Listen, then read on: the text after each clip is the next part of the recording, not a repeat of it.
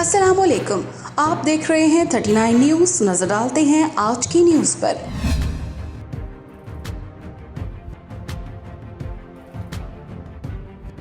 تفصیلات جانتے ہیں اپنے نمائندے سے۔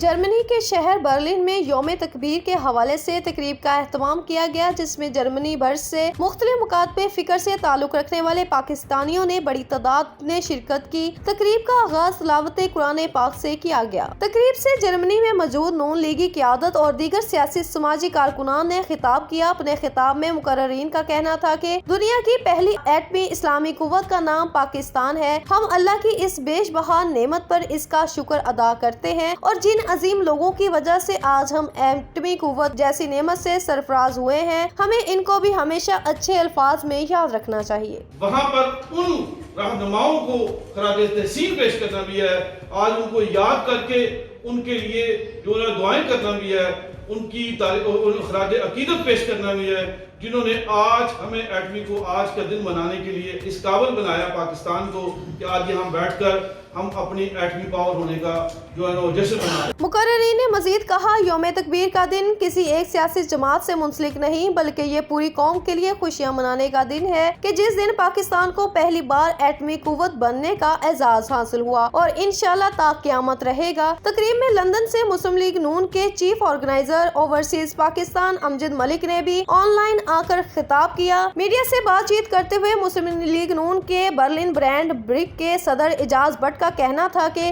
آج اس موقع پر ہم اپنے قائد میاں محمد نواز شریف کو خصوصی طور پر خراج عقیدت پیش کرتے ہیں۔ یوم یکجہتی کے سلسلے میں جو ہم نے آج پروگرام کیا ہے، اس سلسلے میں ہم میاں نواز شریف صاحب کو خراج عقیدت پیش کرتے ہیں، ان کو مبارکباد دیتے ہیں۔ اچھا جی، آج ہم یوم تکبیر کے سلسلے میں ماشاءاللہ اکٹھے ہوئے ہیں اور تمام ہستیاں جنہوں نے ایٹمی بم بنانے میں اپنا کردار ادا کیا، ہم ان کو دل کی عطا گہرائیوں سے مبارکباد پیش کرتے ہیں اور جن کی بدولت ہم آج آزادی کا سانس محسوس کر رہے ہیں۔ آج الحمدللہ ہم پاکستان کی سلور جوبلی یوم تکبیر کے سلسلے میں سالگرہ منانے کے لیے یہاں پہ اکٹھے ہوئے ہیں اور ہم ان تمام لوگوں کے انتہائی شکر گزار ہیں جنہوں نے اس سلسلے میں پاکستان کو ایٹمی قوت بنانے کے لیے اپنا کردار ادا کیا، خصوصاً میاں نواز شریف صاحب، ذوالفقار علی بھٹو صاحب اور ڈاکٹر عبدالقدیر صاحب کو ہم دل کی اتھا گہرائیوں سے یہاں برلن کے تاریخی شہر میں خراج تحسین پیش کرتے ہیں۔ ان کا کہنا تھا کہ ساری دنیا کے دباؤ اور آفرز کے باوجود اس وقت کی حکومت نے بھارت کے ایٹمی دھماکے کرنے پر انہیں منہ توڑ جواب دیا۔ اس موقع پر حاضرین پاکستان زندہ باد کے نعرے لگاتے رہے۔ پاکستان زندہ باد، پاکستان زندہ باد۔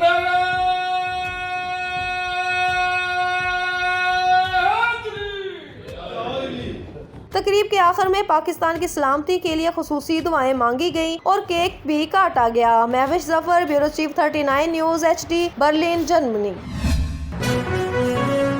اہم ایشوز ہوں یا ملکی اور غیر ملکی شخصیات کی پریس کانفرنسز، ہر لمحہ باخبر رہنے کے لیے ہمارا YouTube چینل سبسکرائب کریں۔ باوثوق ذرائع سے مصدقہ خبروں، تجزیوں اور تبصروں سے مستفید ہونے کے لیے ابھی ہماری ویب سائٹ کو وزٹ کیجیے۔ اس کے ساتھ ساتھ آپ ہمیں فیس بک پر لائک اور فالو بھی کر سکتے ہیں۔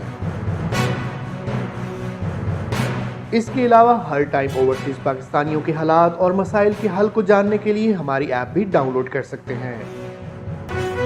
ہم کر رہے ہیں آپ کو ہر لمحہ باخبر، کیونکہ ہے 39 نیوز پر آپ کا اعتبار۔